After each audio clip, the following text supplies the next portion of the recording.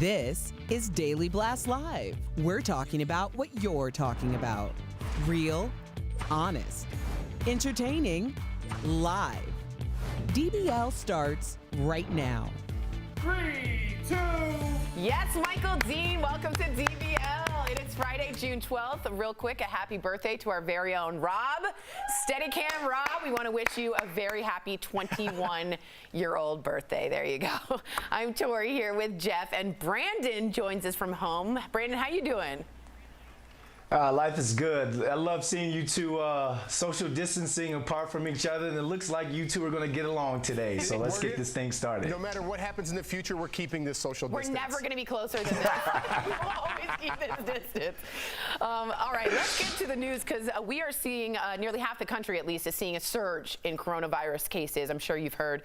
In Florida yesterday, they saw the largest number of new cases since the beginning of the pandemic, with nearly 1,700 new infections in one day. In Arizona, not only are they having a spike in cases, but they're also seeing, as Dr. Coley told us, what's really a bad issue, multi-day increase in hospitalizations.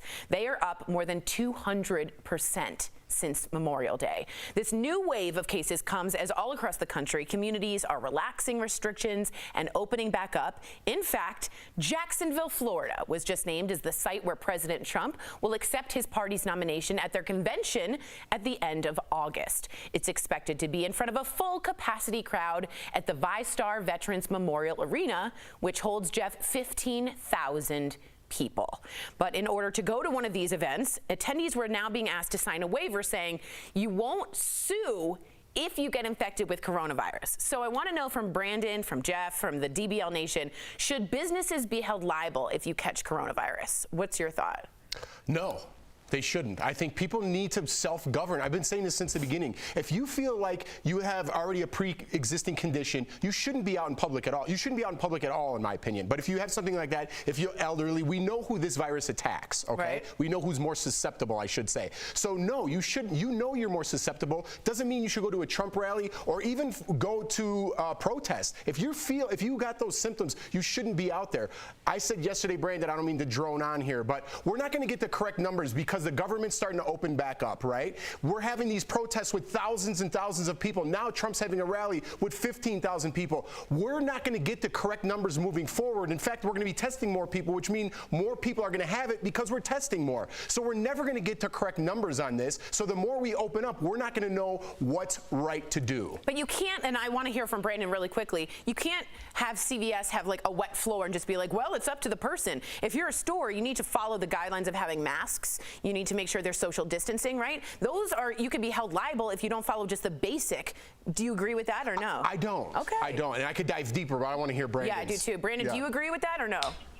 Yeah, I agree. I agree with you, Jeff. Like, it's one of those things where if you're a store and you're open right now, you're going to do your due diligence and you're going to make sure that you adhere to every single rule and regulation to stay open. Now, it's up to the people, whether they're social distancing when they're sitting down, whether you're properly wearing your mask when you're out and about. So as long as the businesses are doing what they have to do to keep the people safe and keep their business sanitized, then it's on the people, I feel like. All right. I kind of disagree. I think that they should follow the guidelines and make them wear masks. Like, and I think America does. Right. And I think at the Trump rally, I hope that at the President Trump rally, I hope they make them wear masks. Do they wear masks? It's the same thing for the rallies, though, Tori. You can't. I'm not. You mean the protests? The protest, whatever. Yes. I'm not sticking up for the president. Yeah. I'm just saying people gathering in large places, whether it be a protest, whether it be a Trump rally, they all are at the same risk. I'm very pro-mask, and I'm saying that across the board. Okay. Completely. All right. We're going to be talking to our very own Dr. Coley about all of this, and she's going to help put this new wave into perspective and answer our questions with some good fact and fiction, which is so helpful, I think. Maybe we should talk to a doctor. Well, let's talk to a doctor. Like, what do you think, Brandon? Maybe we should talk to someone who knows. Well, there is somebody. But we're important too. Now, check this out. A new PSA is out with a bunch of celebrities taking responsibility for turning the tide against racism, and a lot of people are saying it's totally cringeworthy. The video includes stars like Sarah Paulson, Aaron Paul, Kesha, Justin Theroux, Deborah Messing, Bryce Dallas Howard, and more, even Kristen Bell, Jeff. Take a look and tell me what you think. I take responsibility. I take responsibility. I take responsibility. I take responsibility for every unchecked moment. For every time it was easier to ignore than to call it out for what it was. Every not so funny joke. Every unfair stereotype. Ricky Gervais responded tweeting, terrible lack of diversity in this video. What do you guys think? Does this PSA miss the mark? I just want a quick button because I think it's as dumb as rocks. Brandon, what do you think? I don't think it missed the mark, but we're here in 2020. We shouldn't expect you and Jeff to have to come out and have some sort of video. I mean, my parents and my grandparents, when they marched, they had their allies. They didn't have social media back then, but they did their songs, they did their concerts for peace back in the day. It's 2020 now. All we're asking for is equality. Yeah. And you guys are seeing that. So I mean, the videos, I get it, and I'm glad they did it, but at the same time, it's like, it's 2020. We shouldn't be asking our allies to come out with these videos. I also think if you're a celebrity, just be quiet and spend your money on things that people need right now for your choices. We don't need to hear from white celebrities being like, I feel responsible. I just think it's stupid. But now you know how I feel. Let me know how you feel. Sorry, I think it's outrageous. You might have heard, I want to get to this story because it's really important. The new Breonna Taylor law that passed yesterday. We're going to break it down for you. In case you didn't know, this is Breonna Taylor. She was a 26-year-old black woman, an EMT, studying to be a nurse. She worked at 2 hospitals. She was killed by police after they executed what's called a no-knock warrant at her apartment. So if you don't know what that is, it's okay. I'm here to explain. It's a no-knock warrant is when police enter a home, they can do it in plain clothes, and they never have to identify themselves. So picture yourself sleeping and random people come in screaming and just shooting. Now, the Louisville City Council has unanimously passed Breonna's law, banning the police from no-knock warrants. This follows the police department's release of the incident report from that night. This is what's so awful. The 4-page report is almost entirely blank. It gives her name, it gives her age, it lists her injuries as none, even though Breonna Taylor was shot at least 8 times. It lists the charges as death investigation, LMPD involved, but it checks no box under forced entry. So let's be really clear about what happened here. Officers used a battering ram, in plain clothes to bash in her apartment door. Her boyfriend at the point thought, hey, we're being intruded. They shot back, and that's when in crossfire, the police shot Breonna Taylor 8 times. Can you trust, Brandon, the LMPD to investigate after this ridiculous joke of a death report? How do you feel about that? Absolutely not. Absolutely not. And this is what we continue to talk about. This continues to happen where the police are covering things up, Tori. And we want more. You want more than just some no-knock warrant named after her. We want justice because that warrant was executed off of bad intel. Mm-hmm. So the judge that signed that warrant got terrible intel. And I encourage people to go and really read. Don't get it from me. Go and read these things from these credible news sources and news outlets because it's showing you why people feel and why black and color people of color feel as though that they are marginalized and targeted and don't get a fair trial when it comes to when we are killed by the police. And it's unfortunate. I agree with you completely. And as of this very moment, we are live. None of the police officers have been arrested for Breonna Taylor's or charged with her murder, in my opinion. Brandon, we will see you later. Thanks for speaking up. Coming up on DBL, our medical expert, Dr. Paya Kohli, wraps up another week with a fact or fiction segment on COVID-19. Don't miss her vital information. Then wait till you see what a grocer in Alaska's doing to make sure his community doesn't go hungry during the pandemic. It's an incredible story of selflessness in our DBL Spotlight. And it's Friday, and we couldn't have gotten to the end of the week without our DBL coworkers producing from home. And it's this guy's birthday. We love you, Rob. We're sharing with that sign. Happy birthday. Happy birthday sign.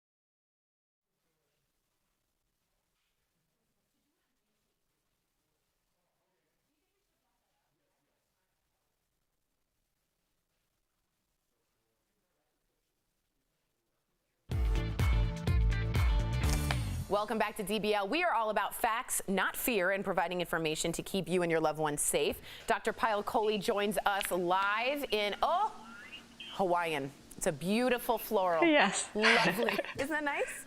And awkward. It's lovely. You want to break us down? What is I that? just need a flower in my hair. And a little hula. It looks fantastic. We want to know fact and fiction today because there's so much confusion, Doc.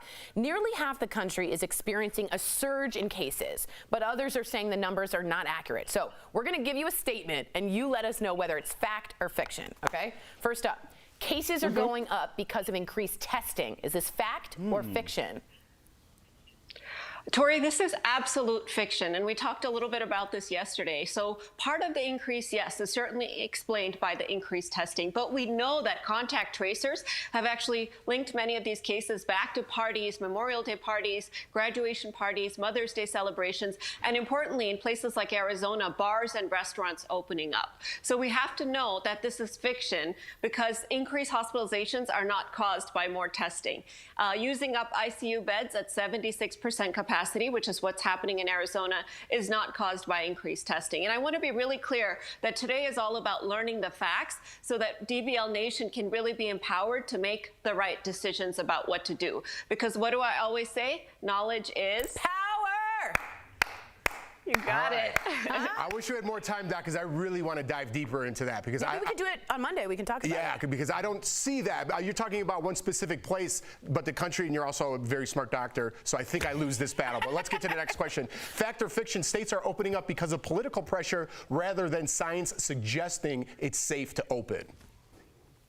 This is absolute fact. And so you guys have to realize that the science is clear. As you bring people together, whether it's restaurants, bars, hair salons, massage parlors, you're going to increase the number of cases. So the decision to open up is not being based on the science that we're seeing. It's not being based on the trends of the cases that we're seeing, but it's being based on economic and political pressure. And as you know, many states have actually opened up without following the White House gating criteria, which was a 14-day decline. So I want people to be clear that the message that the states are opening up and sending is not that the virus has gone away. The message is that we've got a lot of economic and political pressure to open up. The virus is still very much here and still very much persistent. It doesn't follow politics. Good point. I also just want to say I get a lot of feedback for saying like we shouldn't open up, and people are like, I need to live my life. We hear you, and I just want you to know I understand that. I just also want people to stay living, but I do understand that it's not just pride that you want to get back out. You need money. I definitely understand that. The virus. How about this one? The virus is currently well controlled. Fact? Fiction? This is a fiction, you guys. Whoa. So we have 800 to 1,000 Americans dying every single day, okay? China has had a total of 4,638 deaths since this all started. So China is a nation that's 4.3 times the size of the US, and they've had fewer deaths in the last 6 months than we've had in the last 6 days. Wow. So just let that sink in for a second, because that should tell you just how many lives we're losing and just how poorly controlled the virus currently is. Wow. All right, Doc, let's get this last one in. Many people will die, and we need to accept that reality to open back up. Fact or fiction? Another fiction, you guys. When this happened back in February, we didn't know. We didn't know what works on the virus and what doesn't. Now we know. We have lots of mitigation measures in place that are within our control. This is wearing masks and social distancing. But they only work if you do them. So all those rumors out there that masks don't work and are not needed are not based in any kind of science. They're just based on people's fear. There's rumors out there that they can cause carbon dioxide poisoning. That's absolutely not true. So the message has to be, we have to wear those masks if we want to get this thing under control and get back to our lives. Because by not doing it, all we're doing is heading towards another shutdown, which is the last thing that anybody wants. Thank you so much, Doc. We really appreciate that the clarity on that. I like the fact or fiction thing. Me I think we too. should do that and a we little, get more sprinkle that in more. I think producers, hello? I have any power. We like that. Okay. I had 2 questions. None of them got in there. Doc, we'll try and get them in on Monday. Of course, Dr. Kohli will be back next week. Thank you so much. And fact or fiction, Dr. Kohli's the best. Fact. That's a fact right there. So if you have a question about coronavirus you want answered by Dr. Kohli, write us on social media or email info@dailyblastlive.com. No panic, just prevention. You want to do it? And precaution, a little Cuomo. You didn't want to do it. We'll be right back. I'm not sure what's going on.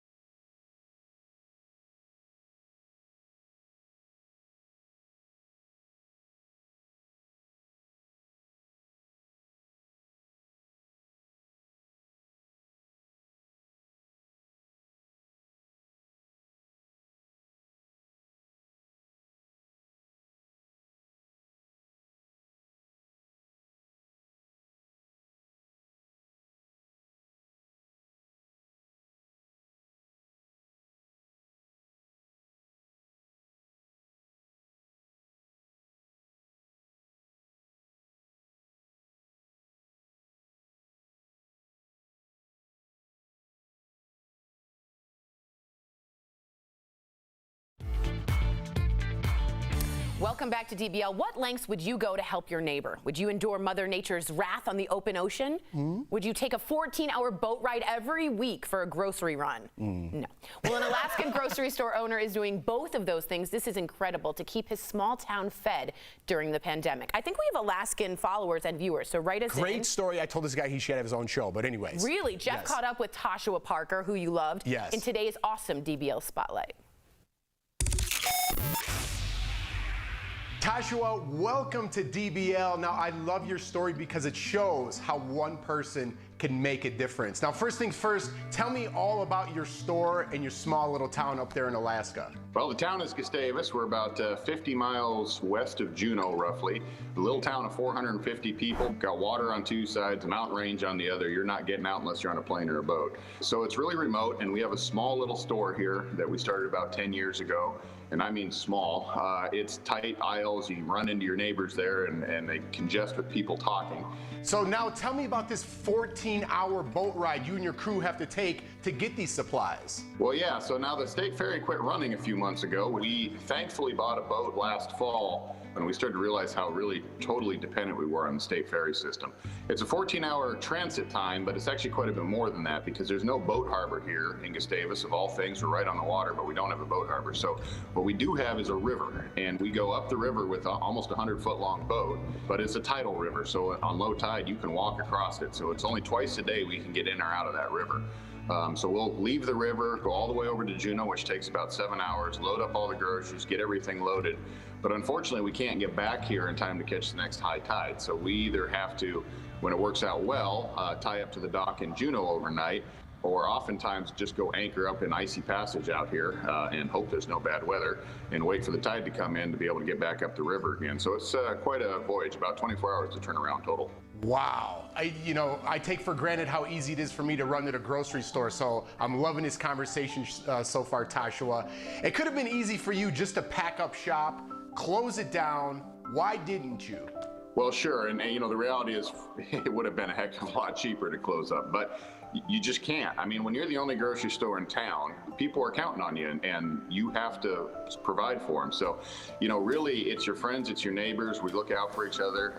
Even though financially closing the store for this time would have made a lot more sense, you just can't do that to people. You can't say, hey, thanks for your business all these years, but right now it's kind of inconvenient, so we're just not going to have any groceries for you. I mean, that's just not an option. So we had to find a way to make it work. Wow, your metaphors for what's going on right now in the world are astonishing because I think everyone could use some of that neighborly advice, Yeah, I mean, in a small town, you get to know everyone, you know the good, you know the bad, but everyone looks out for everyone else, no matter what. And that's really what it's all about here.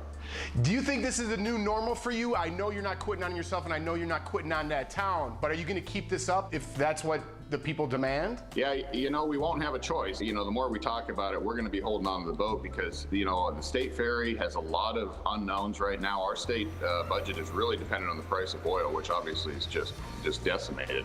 We're definitely going to keep the boat ready to roll because we may need it. Well, Toshua, you seem like a determined person. You seem like you got a great heart, and I don't think if you have a combination of both of those that anything's going to stop you. So best of luck in your future endeavors. I know you're going to be doing great. Hey, I appreciate it. We'll keep doing what we're doing. All right. Thanks for your time, Toshua. Keep up the good work. We'll be right back, everybody. Promotional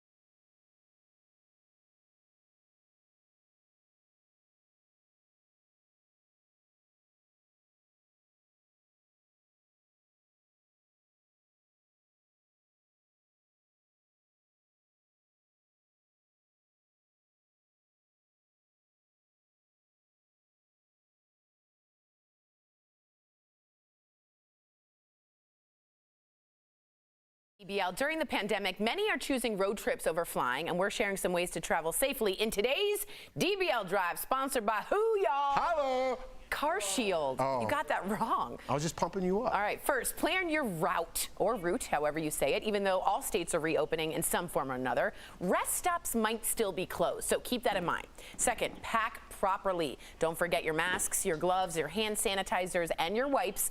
And finally, sleep smart. If your stay includes more than one night in a hotel room, skip housekeeping to limit the number of people in and out of your room. That's smart. For peace of mind, get an auto protection plan with Car Shield. Car Shield protects their members from the high cost of auto repairs. Call 1-800-505-9619 for a free quote. Yay or nay, you boys, anyone doing a road trip? Anyone? No, I am not. I will be staying home. Okay, good for you. Brandon, are you thinking of taking a road trip? I've done both already. I flew and I've been on a road trip. Adventurer. DBL is new every day. Such a good spirit. We'll see you Monday, same time, same place. Be good to each other. That was